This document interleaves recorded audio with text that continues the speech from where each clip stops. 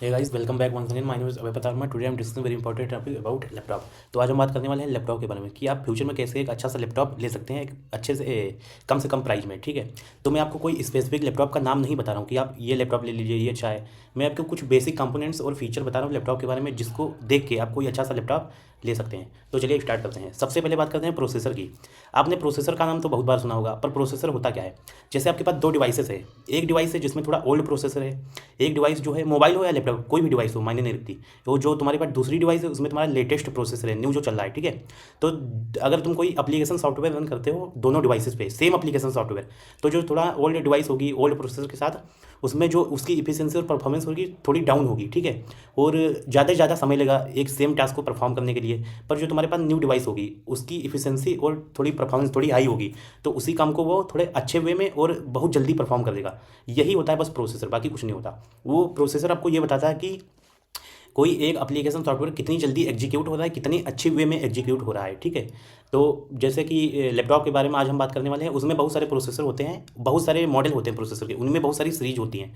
तो मैं आपके कुछ दो ही प्रोसेसर बता रहा हूँ जो कि बहुत पावरफुल है मॉडल। ठीक है, पहला तुम्हारा है राइजन का। राइजन का प्रोसेसर आता है। दूसरा है तुम्हारा इंटेल का। ठीक, इंटेल और राइजन। राइजन में कुछ सीरीज होती हैं, जैसे राइजन 3 हो गया, राइजन 5 हो गया, राइजन 7 हो गया, राइजन 9 हो गया। ये असेंडिंग ऑर्डर में इधर की तरफ होते हैं, बढ़ते हुए क्रम में होते हैं। मतलब कि राइजन 3 थोड़ा बहुत ओल्ड मॉडल है प्रोसेसर, जैसे 10-12 साल पहले यूज होता था, अब कोई यूज नहीं करता है, डेड हो गया है एक प्रकार से। जैसे राइजन 5, राइजन 7, राइजन 9, ये भी लेटेस्ट प्रोसेसर निकले हैं। ठीक है, आप इनमें से कोई भी प्रोसेसर चूज कर सकते हैं एक अच्छा सा लैपटॉप लेने के लिए। जैसे राइजन 5 हो गया, राइजन 7, राइजन 9, इस चूज कर सकते हैं। अगर आपकी थोड़ी कॉस्ट हाई है, जैसे 70+ कॉस्ट है या फिर 60+ कॉस्ट है, तो आप राइजन 7 ले सकते हैं। या फिर राइजन 9 तो इसकी कहने की बात है, राइजन 9 लेटेस्ट प्रोसेसर है और अच्छी इफिशियंसी और हाई परफॉर्मेंस के साथ प्रोसेसर ये है। इसके बाद इंटेल की भी सीरीज है, जैसे इंटेल कोर i3 है। आपको मेरा चेहरा नहीं दिख रहा होगा क्योंकि लाइट चली गई है, तो उस पर ध्यान दीजिए, मेरी बातों पे कंसंट्रेट करिए कि मैं क्या कह रहा हूँ। ठीक है, इंटेल कोर i3 है, i5 है, i7 आता है, i9 आता है। अगर आपकी कॉस्ट लगभग 50+ है, तो आप i5 या i7 इनमें से कोई चूज कर सकते हैं। शायद i7 तो नहीं मिलेगा 50 में, लेकिन i5 पे जा सकते हैं। i3 ये तो पुराना हो गया है, इसको आप नहीं, इनमें से कोई आप लीजिए। ठीक है, ये भी बढ़ते हुए क्रम में, जितना आप इधर बढ़ते जाएंगे उतना अच्छा आपका प्रोसेसर होगा, उतनी अच्छी सीरीज होगी। तो ये तो हो गया प्रोसेसर। इसके बाद बहुत सारी चीज़ें और होती हैं। और हमेशा एक बात का याद रखिए, चाहे आप लैपटॉप लें चाहे मोबाइल डिवाइस लें, कोई भी डिवाइस लें, खाली प्रोसेसर देख के मत लें। हर चीज़ इंपॉर्टेंट होती है, हर एसेसरीज और फीचर्स इंपॉर्टेंट होती हैं, आपको हर चीज़ें देखनी है। तो प्रोसेसर में एक और चीज़ होती है, जितना आप पुराना प्रोसेसर लेंगे, जैसे i5 लेंगे, इसमें बैटरी बैकअप थोड़ा अच्छा होगा। ठीक है, क्योंकि मल्टीपल टास्क को कम परफॉर्म करेगा। और जो जितना आप इधर बढ़ते हुए जाएंगे उसकी बैटरी बैकअप उतना ही, बैटरी बैकअप तो होगा पर वो अच्छे से परफॉर्म नहीं कर, बैटरी सही बहुत जल्दी कंज्यूम होगी, क्योंकि उतना हाई वो टास्क को परफॉर्म करेगा। ठीक है, ऐसा ही इंटेल में होता है, कोई भी आप लीजिए। तो ये तो प्रोसेसर की बात हो गई। उसके बाद हम बात करते हैं स्टोरेज की। स्टोरेज भी बहुत इंपॉर्टेंट रोल होता है कोई डिवाइस को लेने के लिए। अगर आप वीडियो एडिटिंग, जैसे आप वीडियो एडिटिंग करते हैं या फिर गेमिंग करते हैं या फिर हम नॉर्मल से मूवी देखते हैं, तो आप मूवी देखने के लिए इनमें से कोई, जैसे आप i5 या फिर i7 ही ले लेंगे तो आपके लिए काफ़ी ज़्यादा वो है। ठीक है, क्योंकि i5 मूवी वगैरह देखने के लिए और भी आपके डेली लाइफ के टास्क परफॉर्म करने, जैसे माइक्रोसॉफ्ट के बहुत से पावर पॉइंट या फिर MS वर्ड ऐसे टूल यूज करने के लिए ये ठीक है प्रोसेसर। और स्टूडेंट के लिए भी सही है, काम कर सकता है। पर आप जैसे वीडियो एडिटर हैं, अच्छी वीडियो एडिटिंग चाहते हैं और हाई डिस्प्ले रेजोल्यूशन चाहते हैं, तो आपको i7 या फिर i9, इधर i7 या फिर i9 या फिर राइजन 7 राइजन 9 पे जाना पड़ेगा। स्टोरेज भी उसी प्रकार, स्टोरेज भी बहुत इंपॉर्टेंट रोल प्ले करती है। जैसे आपको वीडियो का स्टोरेज चाहिए, आप स्टूडेंट हैं, तो आपके लिए 512 GB या फिर 256 GB इतनी स्टोरेज इनफ है स्टूडेंट के लिए, क्योंकि उनको क्या ज़्यादा डाटा स्टोर नहीं करना होता है। अगर आप वीडियो एडिटर हैं या फिर गेमर है, तो जो डेस्कटॉप होते हैं उनमें एक एक गेम 100+ GB के गेम होते हैं। जैसे तुम्हारा GTA 5, जैसे आप तगड़े गेम खेलने चाहते हैं, GTA V हो गया, GTA 5 हो गया, इन गेम को खेलने के लिए आपकी स्टोरेज हाई होनी चाहिए। क्योंकि एक एक गेम आपका 100-100 GB 200-200 GB का गेम होता है, तो आपकी स्टोरेज तो अच्छी चाहिए ना, जिससे आप बेटर परफॉर्म कर पाएँ। तो आप 512 GB+ ले सकते हैं स्टोरेज। और स्टोरेज के मॉडल होते हैं, जैसे तुम्हारा HDD होता है, ये तुम्हारा पुराना होता था, इसका नाम है हार्ड डिस्क ड्राइव, ये तुम्हारा पुराना है। अभी लेटेस्ट में चल रहा है SSD। आप जितने भी नए लैपटॉप लेंगे उनमें SSD मॉडल के प्रोसेसर, ये तुम्हारे, सॉरी, ये स्टोरेज आते हैं, तो आप SSD टाइप के स्टोरेज को चूज कर सकते हैं। 512 GB या फिर 1 TB लेंगे तो वो सबसे बेटर होगा, आपके प्रोसेसर में कोई दिक्कत नहीं होगी 1 TB लेंगे। तो ये हो गया तुम्हारा स्टोरेज के बारे में। इसके बाद हम बात करते हैं ग्राफिक कार्ड के बारे में।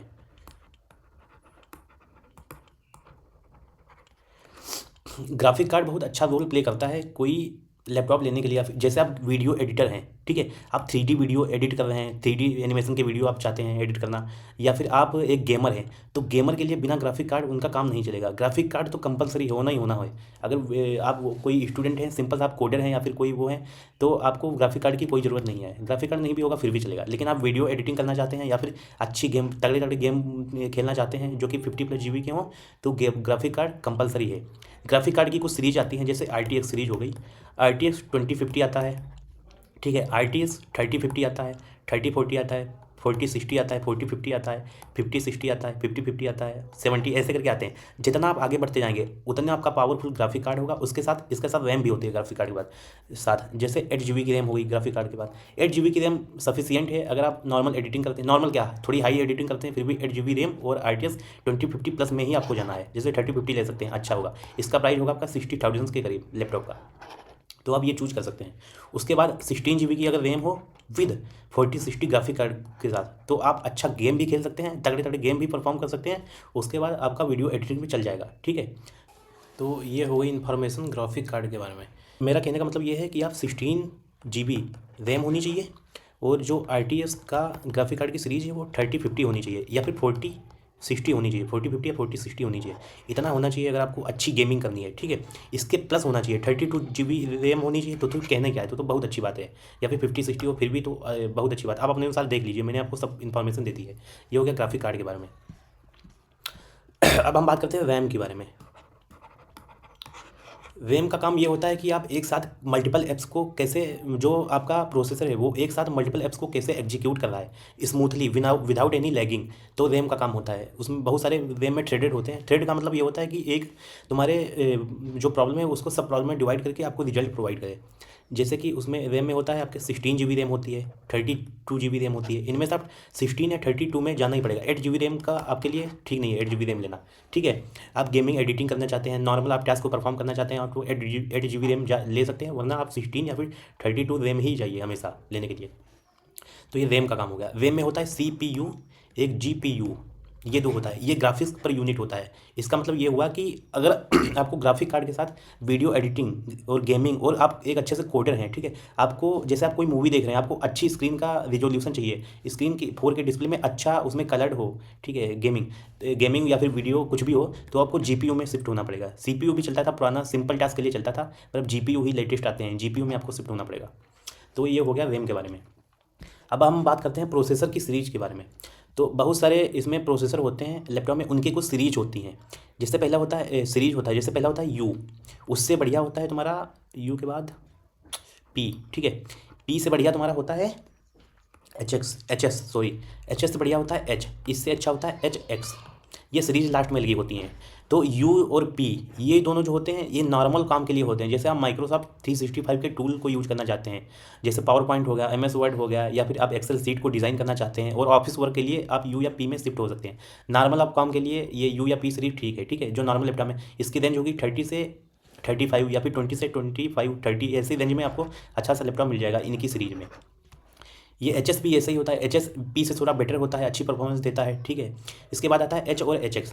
ये तुम्हारे होते हैं जैसे कोई स्टूडेंट है, नॉर्मल स्टूडेंट को छोड़ के थोड़े अच्छे प्रोफेशनल स्टूडेंट है या फिर टेक्निकल स्टूडेंट है, उनको कोडिंग का काम करना है या फिर वीडियो एडिटिंग करनी है, वीडियो एडिटिंग के साथ अच्छे गेम में अच्छा GPU और FPS हाई चाहिए, तो आप H सीरीज में जा सकते हैं या फिर HX सीरीज में जा सकते हैं। HX की कहने की बात ये लगे, HX सबसे लेटेस्ट सीरीज है और बहुत ही तगड़ी परफॉर्मेंस देता है। पर इसमें दोनों में एक प्रॉब्लम है, इनका बैटरी बैकअप थोड़ा डाउन होगा, क्योंकि अच्छी स्पीड होगी, प्रोसेसिंग स्पीड हाई होगी, तो ऑब्वियसली जो उसकी बैटरी बैकअप है वो थोड़ा डाउन होगा, इनकी बैटरी बैकअप थोड़ी हाई होगी। तो ये होता है प्रोसेसर की सीरीज के बारे में। सॉरी। इसके बाद हम बात करते हैं जनरेशन के बारे में। जनरेशन भी अच्छा रोल प्ले करता है। अभी तो लेटेस्ट में चल रहा है 12 जनरेशन और चल रहा है 13 जनरेशन। ये जनरेशन होती है लैपटॉप की। 12 जनरेशन ठीक है, थोड़ा 4-5 साल से चल रहा है और आप ले सकते हैं, कोई दिक्कत नहीं है 12 जनरेशन में लेने में। अगर आप अच्छे फीचर चाहते हैं और लेटेस्ट लैपटॉप अच्छे प्राइस में चाहते हैं तो आप 13 जनरेशन पर शिफ्ट हुई है। 13 जनरेशन आपको अच्छा आउटपुट देगा और सही से सब कुछ बेटर होगा, सब कुछ। ठीक है, गेमिंग हो, चाहे एडिटिंग हो, चाहे ऑफिस वर्क हो, या फिर नॉर्मल आप स्टूडेंट हैं या मूवी सीरीज़ को देखते हैं, तो आप इसमें जा सकते हैं। ठीक है, 12 जनरेशन में, 13 जनरेशन में कोई भी जनरेशन चूज कर सकते हैं, बट दोनों में से 11 जनरेशन वगैरह नहीं लीजिए, इनमें प्रेफर मैं नहीं करता हूँ, मैं इन दोनों जनरेशन में प्रेफर करता हूँ। ये हो गई जनरेशन की बात। इसके बाद मैं बात करता हूँ वेट के बारे में। जैसे जो ज़्यादातर लैपटॉप होते हैं अच्छी क्वालिटी के साथ, बिल्डिंग क्वालिटी के साथ, उनका जो वेट होता है वो 2+ वेट होता है, केजी का। 2 kg होगा, 2+ kg का वेट होगा। जैसे एप्पल के जितने भी लैपटॉप होते हैं, एप्पल का मतलब मैकबुक के जितने भी लैपटॉप होते हैं, उनका वेट काफ़ी लाइट वेट लैपटॉप होते हैं। जैसे 1.5 इसके अराउंड ही वेट के लैपटॉप होते हैं, केजी के। तो ये आपको पोर्टेबिलिटी अच्छी प्रोवाइड करते हैं, यानी आप एक जगह से दूसरी जगह पे ले जा सकते हैं आराम से, कोई थकेंगे नहीं, आराम से उनको कहीं भी शिफ्ट कर सकते हैं, अपना काम को परफॉर्म कर सकते हैं। और जो ये वीडियो एडिटिंग या फिर ग्राफिक कार्ड वाले लैपटॉप होते हैं, इनमें थोड़े हाई इसका वेट होता है, जैसे 2+ वेट होगा, 2.4 होगा, 2.5 वेट होगा। ये वेट ये अपने अकॉर्डिंग चूज कर लीजिए, जैसा भी लैपटॉप है, कोई इसमें दिक्कत वाली बात नहीं। जितना आपका हाई वेटेड लैपटॉप होगा उतनी अच्छी बैटरी होगी, ये जरूरी भी है। ठीक, ये हो गया वेट के बारे में। अब क्या बचा, स्क्रीन के बारे में, यानी डिस्प्ले के बारे में। तो जो लैपटॉप्स होते हैं उनमें 13 इंच की डिस्प्ले होती है। ठीक है, 13 इंच तुम्हारा डिस्प्ले ठीक होता है, उसके फूटने के चांस या फिर क्रैक होने के चांस थोड़े कम होते हैं, क्योंकि छोटी डिस्प्ले होती है। आराम से अच्छे टास्क पर, अगर आपको कोई बड़े, आप जो है उसका व्यू थोड़ा ज़्यादा चाहते हैं, तो आप 14 डिस्प्ले ले सकते हैं, 14 इंच प्लस डिस्प्ले ले सकते हैं, 15 16 आप अपने अकॉर्डिंग ले सकते हैं। लेकिन मैं आपको यही प्रीफर करता हूँ कि छोटी छोटी डिस्प्ले चलिए, क्योंकि जितनी बड़ी डिस्प्ले होगी उतनी आपकी पोर्टेबिलिटी में दिक्कत होगी, उसका वेट हाई होगा, वेट हाई होने के बाद आपको उसके क्रैक होने के चांस ज़्यादा होंगे। तो आप छोटी छोटी डिस्प्ले लीजिए, 13 इंच या 13.5 इंच, 6 इंच, इसके अकॉर्डिंग आप ले लीजिए। ठीक, ये डिस्प्ले हो गई। डिस्प्ले में कुछ क्वालिटी होती है। अब डिस्प्ले की रिजोल्यूशन की बात करते हैं। जैसे एक होता है ओलेड और एक आता है आईपीएस डिस्प्ले प्रोवाइड करता है, एक ओलेड डिस्प्ले होता है। जो अभी लेटेस्ट चल रहा है वो ओलेड डिस्प्ले चल रही है।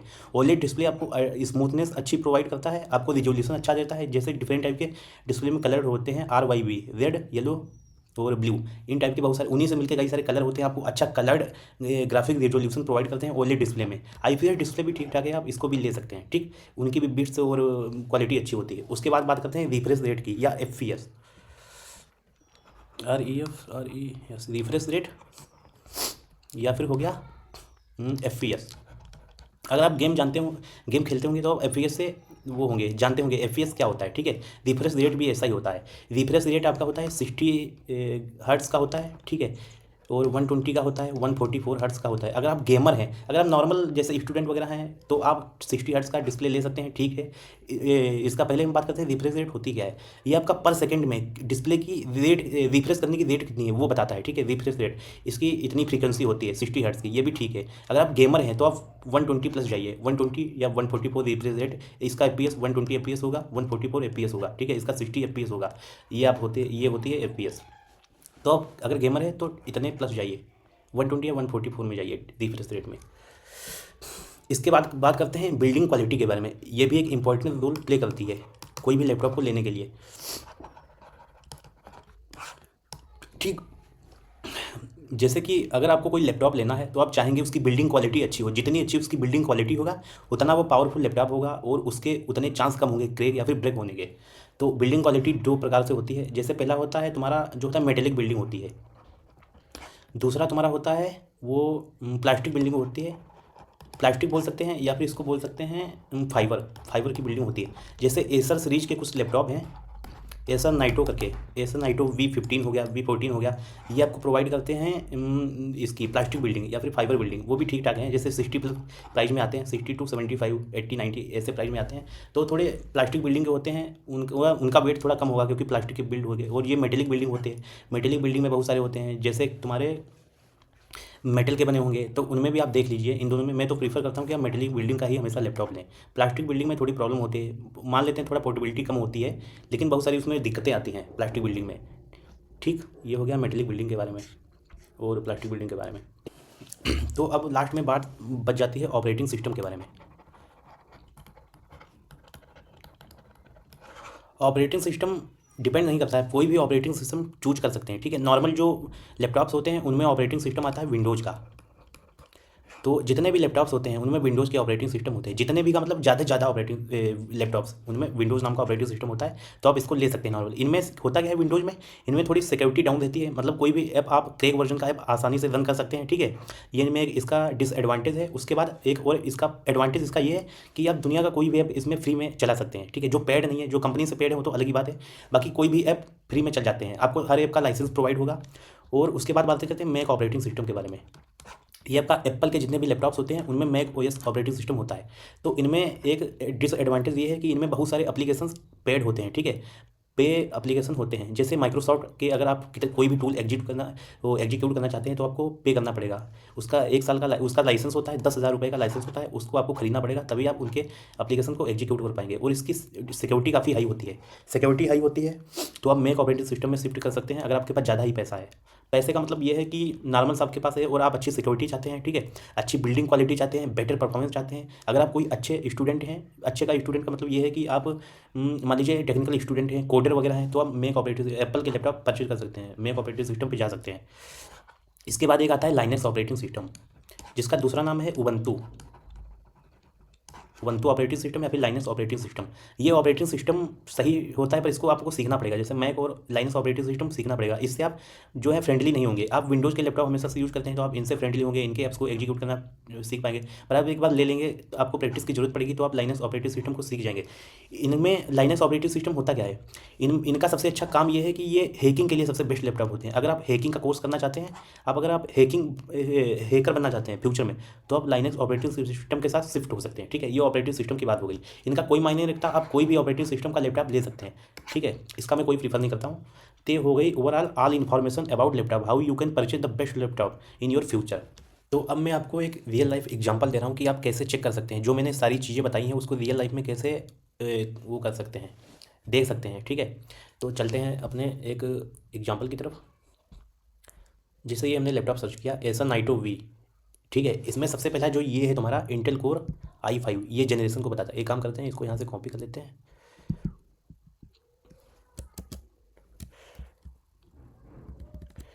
यहाँ पे आ जाते हैं और यहाँ पे इसको पेस्ट करते हैं, फिर आपको बताएंगे।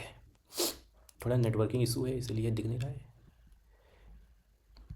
इसका कलर चेंज करते हैं जिससे आपको विजुअल हो, ठीक। ये हो गया। ये जो पहला है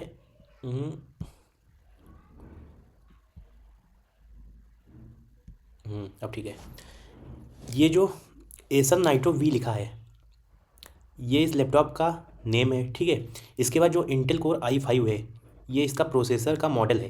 जैसे हमने बताया था कोर i5, कोर i3 हो गया, i7 हो गया, ये बताया था ना। ये i5 है, यानी i7 i9 से नीचे है, ठीक है। i3 से ऊपर है इंटेल कोर i5। तो ये ठीक ठाक है नॉर्मल से वर्क के लिए, थोड़ा नॉर्मल से गेमिंग के लिए ठीक है, ऑफिस वर्क के लिए ठीक है, कलर ट्रेडिंग करते हैं, कोई भी ऑनलाइन क्रैक वर्जन के ऐप चलाते हैं उनके लिए ठीक ठाक है, ठीक है। तो आप इसको चूज कर सकते हैं। ये है इंटेल कोर i5, ठीक है। ये हो गया प्रोसेसर जो हमने बताया था उसका मॉडल। ये 13 जन, ये जनरेशन को बताता है, ठीक है। जैसे 12 जनरेशन का बताया था हमने, 13 जनरेशन का बताया था, तो ये 13 जनरेशन का है, तो ये भी ठीक ठाक है, 13 जनरेशन का ले सकते हैं। उसके बाद ये है 13 40 20, क्या लिखा है 13420H। तो जो ये H है ये सीरीज है, ठीक है।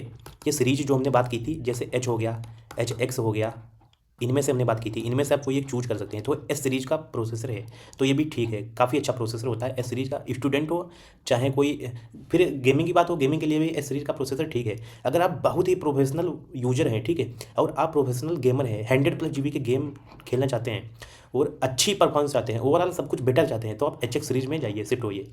यहाँ पे HX लगा होगा, आप दूसरे लैपटॉप सर्च करिए। उसके बाद ये बात करते हैं 420, ये नंबर होता है, जैसे 420 होता है, 300 होता है, 520 होता है, 600 होता है, 720 या 40 ऐसे कुछ होता है। ऐसे आगे बढ़ते हैं, ये जितना नंबर अच्छा होगा उतना हाई परफॉर्मेंस आपको देगा प्रोसेसर का। तो ये इसकी इन्फॉर्मेशन होगा। ये 420 है, ठीक ठाक है। अगर यहाँ पे 500 लिखा होता 420 की जगह, ठीक, या फिर 700 लिखा होता तो और अच्छी बात थी, और पावरफुल होता। ये 13 क्या है, ये जनरेशन को आइडेंटिफाई करता है। ये जो 13 आगे लिखा है ये आपको जनरेशन को बताता है कि किस जनरेशन का ये लैपटॉप है। 13 जनरेशन का है, जैसे यहाँ पे अलग से भी लिखा है वैसे यहाँ पे भी लिखा है, ठीक। ये 8 GB ये रैम है, ये इसमें रैम कितनी है, 8 GB की रैम है, ठीक है 8 GB की रैम। अगर आप गेमर हैं तो आप 16, मैं प्रीफर करूँगा आप 16 GB रैम में जाइए, या फिर 32 GB की रैम होगी फिर तो बहुत अच्छी बात है। ठीक, तो यहाँ पे 8 GB की रैम ये प्रोवाइड कर रहा है। उसके बाद 512 GB ये आपका SSD का स्टोरेज है। 512 GB ये जो लिखा है ये आपका SSD की स्टोरेज है। ठीक,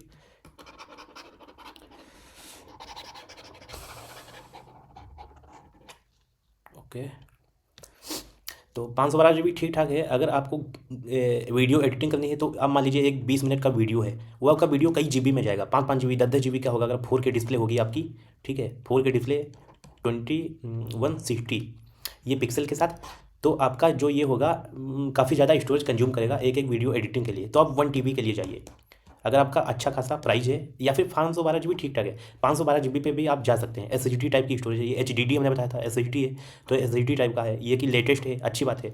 विंडो 11 ये इसका जनरेशन टाइप का है। विंडो 11 जैसे जो क्या बोलते हैं ऑपरेटिंग सिस्टम होते हैं विंडोज़ के, उनमें ये विंडो 11 टाइप का है।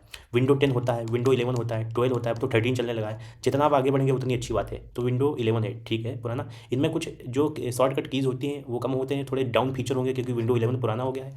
अब विंडो 13 लेंगे उनमें न्यू फीचर आते हैं, एक्स्ट्रा फीचर आते हैं। ठीक, 4 GB इसकी रैम है। ये ग्राफिक कार्ड को बता रहा है, एनवीडिया का ग्राफिक कार्ड है 4 GB रैम के साथ। हमने आपको बताया था ग्राफिक कार्ड अगर ना, जैसे आप फ्री फायर वगैरह गेम खेलते हैं तो ये 4 GB का ग्राफिक कार्ड ठीक है। अगर आप अच्छे GTA लेवल के गेम खेलते हैं, या फिर आप कॉल ऑफ ड्यूटी 120 GB के जैसे गेम खेलते हैं, तो आपके लिए 8 GB रैम तो होना ही चाहिए ग्राफिक कार्ड की। या फिर 16 GB है तो बहुत अच्छी बात, पर ये बहुत ही महंगा होगा। खाली खाली ग्राफिक कार्ड आपके 1 1 लाख रुपए के आते हैं, 50 50 हज़ार के ग्राफिक कार्ड आते हैं। तो इसमें बिल्डिंग ग्राफिक कार्ड है तो अच्छी बात है। ग्राफिक कार्ड सिर्फ उनके लिए इंपॉर्टेंट है जो वीडियो एडिटिंग करते हैं और गेमिंग करते हैं। ग्राफिक कार्ड नहीं भी होगा तो स्टूडेंट के लिए ठीक है, कोई दिक्कत नहीं है स्टूडेंट के लिए। तो ग्राफिक कार्ड उन्हीं को जरूरी है जो गेमर है या फिर वीडियो एडिटर है। ये RTX 2050 ये ग्राफिक कार्ड का सीरीज है जो हमने बताया था आपको। जैसे इसमें कौन सा है RTX 2050, याद करिए हमने आपको बताया था RTX 2050, RTX 3060, 3050 बताया था, 4050 बताया था। तो ये 2050 है। 2050 ठीक ठाक है, ले सकते हैं आप, कोई दिक्कत नहीं है। ठीक, और जैसे 3050 होता है 4050 होता है, जितना आप आगे बढ़ेंगे उतनी और अच्छी बात है। बस ये इसका मॉडल है गेमिंग लैपटॉप। ठीक, ये 15.6 इंच ये इसकी डिस्प्ले है, यानी ये 15.6 इंच की डिस्प्ले है। मैंने आपको बताया था 13 इंच की डिस्प्ले लीजिए, 13 से 14 इंच की अगर डिस्प्ले होती है तो ठीक ठाक होगा। ये 15.6 इंच काफ़ी बड़ी डिस्प्ले हो जाएगी। तो ये भी आप अपने अनुसार देख लीजिए, ये सब इंपॉर्टेंट नहीं रखता है। जो मैंने आपको इंपॉर्टेंट चीज़ें हैं वो है प्रोसेसर, स्टोरेज, वो आप मैंने आपको एक्सप्लेन कर दिया है। ये इसका कलर है, ये कलर बता रहा कि ये लैपटॉप इस कलर का होगा। ये 2.1 kg ये इसका वेट है। ये 2.1 kg है। अपने अकॉर्डिंग देख सकते हैं कि आपको पोर्टेबिलिटी चाहिए या नहीं चाहिए। 3 kg में भी आते हैं, 2 kg में भी आते हैं, 1.5 kg में भी आते हैं, वो आप देख सकते हैं। ठीक, मैंने आपको एग्जाम्पल भी बता दिया, overall all information about laptop के बारे में डिस्कस कर दिया। आप अपने अकॉर्डिंग कोई भी लैपटॉप ले सकते हैं ये सब इन्फॉर्मेशन देख के। ठीक है, तो आई होप आपको मेरा वीडियो पसंद आया होगा। तो अगर पसंद आया है तो अच्छी बात है, नहीं पसंद आया है तो कोई बात नहीं, आप मूव ऑन कर जाइए।